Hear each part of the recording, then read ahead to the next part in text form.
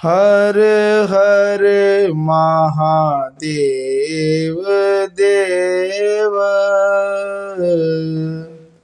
धर्म प्रेमी बंधुओं, श्री शिव महापुराण रुद्र संहिता कुमार खंड का चतुर्थ अध्याय यानी चौथे अध्याय में आप सब सुनेंगे। पार्वती के कहने पर शिव द्वारा देवताओं तथा कर्म साक्षी धर्मादिकों से कार्तिकेय के विषय में जिज्ञासा करना और अपने गणों को कृतिकाओं के पास भेजना, नंदिकेश्वर तथा कार्तिकेय का वार्तालाप, कार्तिकेय का कैलाश के लिए प्रस्थान की कथा। नारद जी बोले, हे देवाधिदेव, हे प्रजानाथ, हे विधेय, इसके अनंतर फिर क्या हुआ? आप इस समय कृपा करके शिव जी की लीला से युक्त इस चरित्र को कहिए। ब्रह्मा जी बोले, हे मुने, इस प्रकार शिव पुत्र को ग्रहण कर उन्हें अपना पुत्र मानते हुए कृतिकाओं का कुछ काल व्यतीत हो गया, पर पार्वती को यह समाचार ज्ञात न हुआ। उसमें पार्वती ने मंद मुस्कान युक्त हंसते हुए अपने मुख कमल से देव देवेश्वर स्वामी श्री सदाशिव से कहा। पार्वती बोली, हे देवाधिदेव, हे महादेव, आप मेरे शुभ वचन को सुनिए। मेरे पूर्व जन्म के अत्यंत पुण्य प्रभाव से आप ईश्वर मुझे पति रूप से प्राप्त हुए हैं। हे भव, योगियों में श्रेष्ठ आप मेरे साथ विहार में प्रवृत्त हुए थे। उस समय देवताओं के साथ आपने मेरी रति को भंग कर दिया था। हे विभो, आपका वह तेज मेरे उदर में न जाकर पृथ्वी पर गिरा। हे देव, फिर वह तेज कहाँ गया? उसे किस देवता ने छिपा लिया? हे महेश्वर, मेरे स्वामी, आपका वह तेज तो अमोघ है, कैसे व्यर्थ हो गया? अथवा उससे कोई बालक कहीं प्रकट हुआ? ब्रह्मा जी बोले, हे मुनीश्वर, पार्वती जी की यह बात सुनकर महेश्वर हंसने लगे और पुनः उन्होंने मुनियों और देवताओं को बुलाकर कहा। महेश्वर बोले, देवगणों, आपने पार्वती के द्वारा कहे हुए वचन को सुनो। अब मेरी बात सुनिए। आपने पार्वती द्वारा कहे गए वचन को सुना, अब मेरी बात सुनिए। कभी न निष्फल होने वाला मेरा तेज कहाँ गया और किसने छिपा लिया? जो शीघ्र ही बता देगा उसे कोई भय नहीं और वह दंडनीय नहीं होगा। शक्ति होने पर जो राजा अच्छी प्रकार से शासन नहीं करता वह प्रजा का बाधक है और रक्षक न होकर भक्षक ही कहलाता है। वह प्रजा का बाधक है। शक्ति होने पर जो राजा अच्छी प्रकार से शासन नहीं करता वह प्रजा का बाधक है और रक्षक न होकर भक्षक ही कहलाता है। ब्रह्मा जी बोले, शिव जी की बात सुनकर देवगण भयभीत हो गए और परस्पर विचार कर शिव जी के आगे क्रमशः कहने लगे। विष्णु जी बोले, हे सदाशिव, जिन्होंने आपके तेज को छिपाया है वे मिथ्यावादी हों और भारत में जन्म लेकर गुरु पत्नी गमन तथा गुरु निंदा के पाप के निरंतर भागी बने। ब्रह्मा जी बोले, जिसने आपके तेज को छुपाया है वह पुण्य क्षेत्र इस भारत में आपकी सेवा तथा पूजा का अधिकारी न हो। लोकपालों ने कहा, जिस पापी ने पतित होने के भ्रम से आपके तेज को छुपाया है वह चोरी के पाप का भाजन बने और अपने कर्म से सदैव दुख को प्राप्त करता रहे। देवता बोले, जो मूर्ख प्रतिज्ञा करके अपनी प्रतिज्ञा का पालन नहीं करता वह उस प्रतिज्ञा भंग के पाप का भाजन बनता है। वही पाप उसे लगे जिसने आपके तेज को छिपाया है। देव पत्नियां बोली, जो स्त्री अपने स्वामी की निंदा करती है और पर पुरुष के साथ संबंध बनाती है, वह अपने माता पिता तथा बंधुओं से विहीन होकर उस पाप को प्राप्त करे जिसने आपके तेज को छिपाया है। ब्रह्मा जी बोले, देवाधिदेव महेश्वर ने देवताओं के वचन सुनकर कर्म के साक्षीभूत धर्मादि देवगणों को भयभीत करते हुए कहा। शिव जी बोले, हे धर्मादि देवगणों, यदि मेरे तेज को देवगणों ने नहीं छिपाया है तो बताओ कि मेरे तेज को किसने छिपाया है। मुझ प्रभु महेश्वर का वह तेज तो अमोघ है। आप लोग तो संसार में सभी के कर्म के सतत साक्षी हैं। आप लोगों से कोई बात छिपी नहीं रह सकती। आप उसे जानने तथा कहने में समर्थ हैं। ब्रह्मा जी बोले, उस देव सभा में सदाशिव की बात सुनते ही वे धर्म आदि कांप उठे और परस्पर एक दूसरे की ओर देखते हुए उन लोगों ने शंकर जी से कहा, भगवान शंकर का रति काल में भी स्थित रहने वाला तेज कोप के कारण पृथ्वी पर गिरा। वह अमोघ है, यह मुझे अच्छी तरह ज्ञात है। पृथ्वी बोली, मैंने उस असहनीय तेज को धारण करने में अपने को असमर्थ पाकर अग्नि को सौंप दिया। अतः हे ब्रह्मन, आप इसके लिए मुझ अबला को क्षमा करें।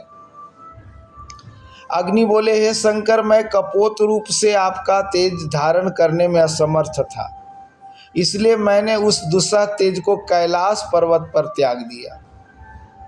पर्वत हिमालय बोले, हे लोक रक्षक परमेश्वर शंकर, आपके उस असह्य तेज को धारण करने में असमर्थ होने के कारण मैंने उसे शीघ्र गंगा जी में फेंक दिया। गंगा जी बोली, हे लोकपाल शंकर, मैं भी आपका तेज सहन करने में असमर्थ हो गई। तब हे नाथ, व्याकुल होकर मैंने उसे सरपत के वन में छोड़ दिया। वायु बोले, हे शंभो, गंगा के पावन तट पर सरपत के वन में गिरा हुआ वह तेज तत्काल अत्यंत सुंदर बालक हो गया। सूर्य बोले, हे प्रभु, रोते हुए उस बालक को देखकर कालचक्र से प्रेरित हुआ मैं वहाँ ठहरने में असमर्थ होने के कारण अस्ताचल को चला गया। चंद्रमा बोले, हे शंकर, रोते हुए बालक को देखकर बद्रिका आश्रम की ओर जाती हुई कृतिकाएं उसे अपने घर ले गईं। जल बोला, हे प्रभु, सूर्य के समान प्रभाव वाले अत्यंत तेजस्वी आपके रोते हुए बालक को कृतिकाओं ने अपना स्तनपान कराकर बड़ा किया है। संध्या बोली, उन कृतिकाओं ने आपके पुत्र का पालन पोषण करके कौतुक के साथ बड़े प्रेम से उसका नाम कार्तिक रखा है। रात्रि बोली, वे कृतिकाएं प्राणों से भी अधिक प्रिय उस बालक को अपने नेत्रों से कभी ओझल नहीं करती। जो पोषण करने वाला होता है उसी का वह पोष्य पुत्र होता है। दिन बोला, पृथ्वी पर प्रशंसा के योग्य जितने श्रेष्ठ वस्त्र और आभूषण हैं उन्हें वे पहनाती हैं और स्वादिष्ट भोजन कराती हैं। ब्रह्मा जी बोले, उन सबों की बातों को सुनकर त्रिपुर सूदन शिव जी परम प्रसन्न हो गए और उन्होंने आनंदित होकर प्रेम पूर्वक ब्राह्मणों को बहुत सी दक्षिणा दी। पुत्र का समाचार सुनकर पार्वती अत्यधिक प्रसन्न हुई और उन्होंने ब्राह्मणों को करोड़ों रत्न तथा बहुत सा धन दक्षिणा के रूप में दिया। लक्ष्मी, सरस्वती, मेना, सावित्री आदि सभी स्त्रियों ने तथा विष्णु आदि सभी देवताओं ने ब्राह्मणों को बहुत धन प्रदान किया। देवताओं, मुनियों एवं पर्वतों से प्रेरित होकर उन भगवान शिव ने अपने गणों और दूतों को वहां भेजा जहां उनका पुत्र था। हे नारद, उन्होंने वीरभद्र, विशालाक्ष, शंकुकर्ण, कराक्रम, नंदीश्वर, महाकाल, वज्रद्रष्ट, महोन्मद, गोकर्णास्य, अग्नि के समान प्रज्वलित मुख वाले दधिमुख, लक्ष्य संख्यक क्षेत्रपाल और 3 लाख भूतों, शिव जी के समान पराक्रम वाले रुद्रों और भैरवों तथा अन्य असंख्य विकृत आकार वाले गणों को वहां भेजा। नाना प्रकार के अस्त्र शस्त्रों से सुसज्जित उद्धत उन सभी शिवगणों ने कृतिकाओं के भवन को घेर लिया। उन गणों को देखकर कृतिकाएं भय के मारे व्याकुल हो उठी। तब उन्होंने ब्रह्म तेज से जाज्वल्यमान कार्तिक से कहा। कृतिकाएं बोली, हे वत्स, असंख्य सेनाओं ने हमारे घर को घेर लिया है, क्या करना चाहिए, कहाँ जाना चाहिए? महाभय उपस्थित हो गया है। कार्तिकेय बोले, हे कल्याणकारिणी माताओं, आप लोग भयभीत न हो, मेरे रहते भय करने का कोई कारण नहीं है। हे माताओं, मैं यद्यपि अभी बालक हूँ पर अजेय हूँ। इस जगत में मुझे जीतने वाला कौन है? ब्रह्मा जी बोले, उसी समय सेनापति नंदिकेश्वर कार्तिकेय जी के सामने जाकर बैठ गए और बोले, हे भाई, हे माताओं, जिस कारण से हम यहाँ आए हैं वह मंगलमय वृत्तांत मुझसे सुने। जगत के संहार करने वाले महेश्वर से प्रेरित होकर मैं आपके पास आया हूँ। हे तात, कैलाश पर्वत में महान मंगलदायी उत्सव में सभा में ब्रह्मा, विष्णु, शिव तथा सभी देवता विद्यमान थे। उस समय सभा में भगवती पार्वती ने लोक कल्याणकारी भगवान शंकर को संबोधित करते हुए उनसे तुम्हारा पता लगाने के लिए कहा। शंकर ने उन सभी देवताओं से क्रमशः तुम्हारी प्राप्ति का उपाय पूछा। उनमें से प्रत्येक ने यथोचित उत्तर दिया। उसके बाद धर्म एवं अधर्म के तथा कर्म के साक्षीभूत सभी धर्मादि देवताओं ने भगवान शंकर को कृतिकाओं के घर में तुम्हारा विराजमान होना बताया। पूर्व काल में शिव एवं पार्वती का एकांत स्थान में विहार होता रहा। फिर देवताओं के द्वारा अवलोकन करने पर वह शिव जी का तेज पृथ्वी पर गिर गया। भूमि ने उसे अग्नि में, अग्नि ने गिरिराज हिमालय में और हिमालय ने उसे गंगा में फेंक दिया। उसके बाद गंगा ने अपनी तरंगों से उसे शीघ्रतापूर्वक सरपत के वन में फेंक दिया। उस तेज से देवताओं का कार्य करने के लिए समर्थ तुम उत्पन्न हुए हो। कृतकाओं ने तुम्हें वहां प्राप्त किया, अतः इस समय तुम पृथ्वी पर चलो। भगवान शंकर देवगणों के सहित तुम्हारा अभिषेक करेंगे। तुम संपूर्ण शस्त्रास्त्र प्राप्त करोगे और तारक नामक असुर का वध करोगे। तुम विश्व के संहर्ता शिव जी के पुत्र हो। ये कृतिकाएं आपको पुत्र के रूप में प्राप्त करने में उसी प्रकार असमर्थ हैं जैसे सूखा हुआ वृक्ष अपने कोटर में अग्नि को छिपाने में समर्थ नहीं होता। तुम सारे संसार में प्रकाशित हो। इन कृतिकाओं के घर में रहने से तुम्हारी शोभा उसी प्रकार नहीं है जैसे द्विजराज चंद्रमा कूप के अंदर रहकर प्रकाशित नहीं होता। जैसे मनुष्य के तेज से सूर्य के तेज को छिपाया नहीं जा सकता, उसी प्रकार जैसे तुम प्रकाश कर रहे हो उसे हम लोगों का तेज छिपा नहीं सकता। हे शंभुपुत्र, तुम अन्य कोई उत्पन्न नहीं हुए हो। सारे संसार को व्याप्त कर स्थित रखने वाले विष्णु ही हो। जैसे आकाश व्यापक है, किसी का व्याप्य नहीं है, इसी प्रकार तुम भी किसी के व्याप्य नहीं हो, अपितु व्यापक हो। जैसे कर्मयोगियों का आत्मा उन कर्मों से निर्लिप्त रहता है, उसी प्रकार तुम भी परिपोषण के भागी होने पर भी योगिंद्र होने के कारण निर्लिप्त हो। तुम इस विश्व सृष्टि के कर्ता तथा ईश्वर हो, परंतु इनमें तुम्हारी स्थिति उसी प्रकार नहीं रहती जिस प्रकार योगी की आत्मा में गुण और तेज की राशि स्थित नहीं रहती। हे भाई, कमलों का आदर न करने वाले सहवासी मेढकों की भांति वे मनुष्य हतबुद्धि हैं जो आपको तत्वतः नहीं जानते। कार्तिकेय बोले, हे भाई, जो त्रैकालिक ज्ञान है वह सब कुछ आप जानते हैं। आप मृत्युंजय भगवान सदाशिव के सेवक हैं, इसलिए आपकी प्रशंसा जितनी भी की जाए थोड़ी है।